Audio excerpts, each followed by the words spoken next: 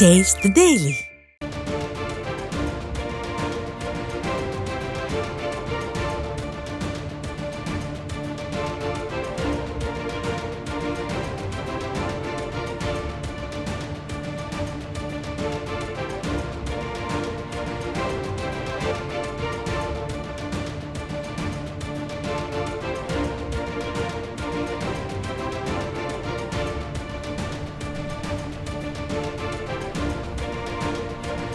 அண்மை செய்தியை பார்த்து கொண்டிருக்கிறோம். காவல்துறை விசாரணைக்காக அழைத்துச் செல்லப்பட்ட இளைஞர் அஜித்குமார் மரணம் அடைந்திருப்பது பெரும் அதிர்ச்சியை அளிப்பதாக அதிமுக பொதுச் செயலாளர் தெரிவித்திருக்கிறார். சென்னை விமான நிலையத்தில் செய்தியாளர்களை சந்தித்த அவர் இதனை தெரிவித்தார். அந்த காட்சியை தற்போது பார்க்கலாம்.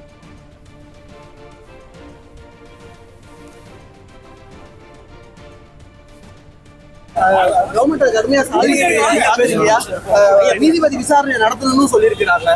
எப்படி பாக்குறீங்க? வழக்கு நீதிமன்றத்தில் இருக்கிறதுனால அதில் ஆழமாக போய் பேசுவது பொருத்தமாக இருக்காதுன்னு கருதுகிறேன். இருந்தாலும் காவலர்கள்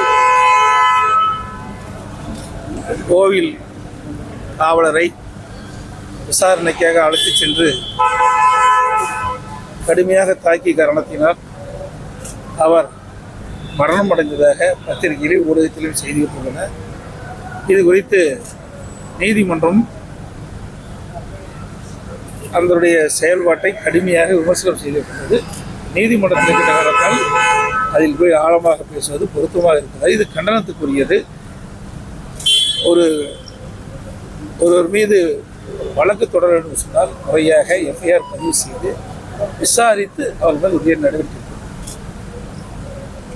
ஆனால் இந்த அஜித்குமாரை பொறுத்த வரைக்கும் அப்படி எதுவுமே பின்பற்றவில்லை.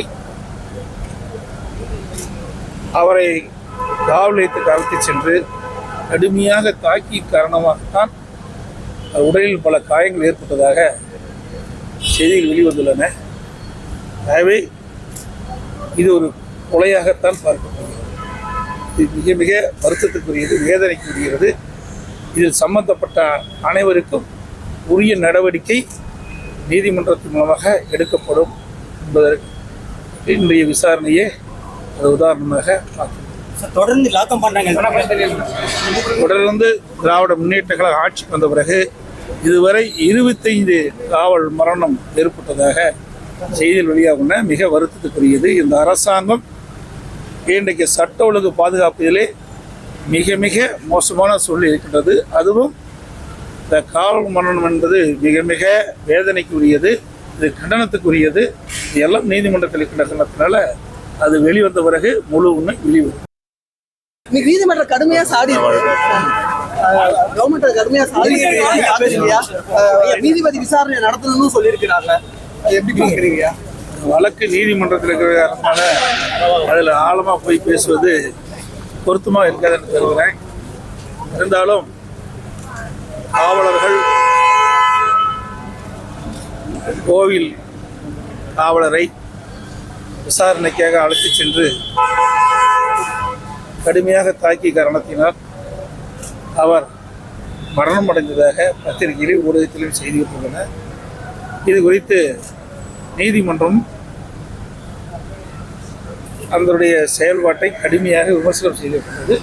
நீதிமன்றத்திற்கு நகரத்தால் அதில் போய் ஆழமாக பேசுவது பொருத்தமாக இருக்கிறது. இது கண்டனத்துக்குரியது. ஒருவர் மீது வழக்கு தொடர வேண்டும் சொன்னால் முறையாக எஃப்ஐஆர் பதிவு செய்து விசாரித்து அவர் மேல் உரிய நடவடிக்கை.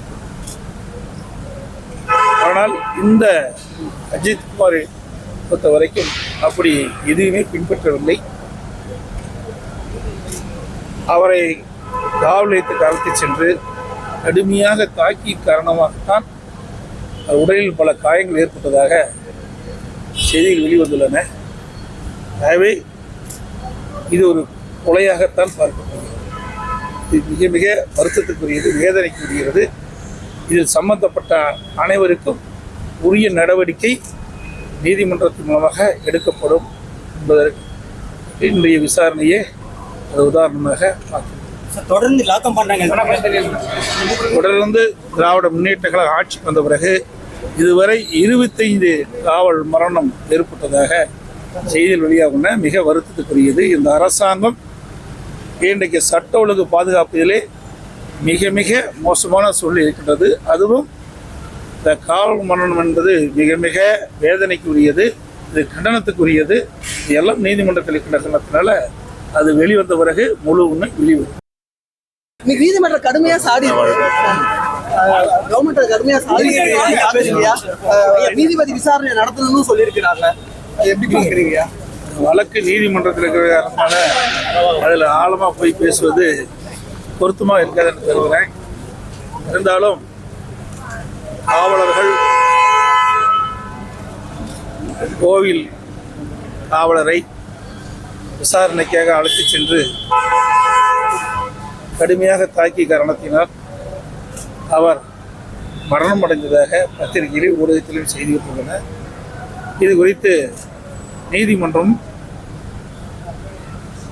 அதனுடைய செயல்பாட்டை கடுமையாக விமர்சனம் செய்திருக்கிறது. நீதிமன்றத்தில் இருக்கிற காரணத்தால் அதில் போய் ஆழமாக பேசுவது பொருத்தமாக இருக்கிறது. இது கண்டனத்துக்குரியது. ஒருவர் மீது வழக்கு தொடர வேண்டும் சொன்னால் முறையாக எஃப்ஐஆர் பதிவு செய்து விசாரித்து அவர்கள் உரிய நடவடிக்கை. ஆனால் இந்த அஜித்குமாரை பொறுத்த வரைக்கும் அப்படி எதுவுமே பின்பற்றவில்லை. அவரை காவல் நிலையத்துக்கு அழைத்து சென்று கடுமையாக தாக்கி காரணமாகத்தான் உடலில் பல காயங்கள் ஏற்பட்டதாக செய்திகள் வெளிவந்துள்ளன. ஆகவே இது ஒரு கொலையாகத்தான் பார்க்கப்படுகிறது. இது மிக மிக வருத்தத்துக்குரியது, வேதனைக்குரியது. இதில் சம்பந்தப்பட்ட அனைவருக்கும் உரிய நடவடிக்கை நீதிமன்றத்தின் மூலமாக எடுக்கப்படும் என்பதற்கு இன்றைய விசாரணையே அது உதாரணமாக பார்க்கிறோம். தொடர்ந்து லாக்கம் பண்றாங்க.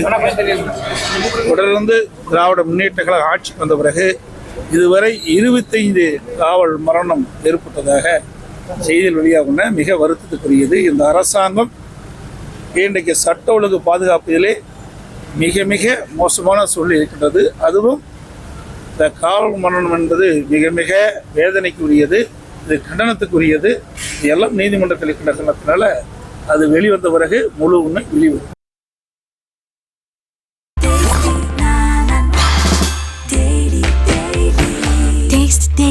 Taste the Daily.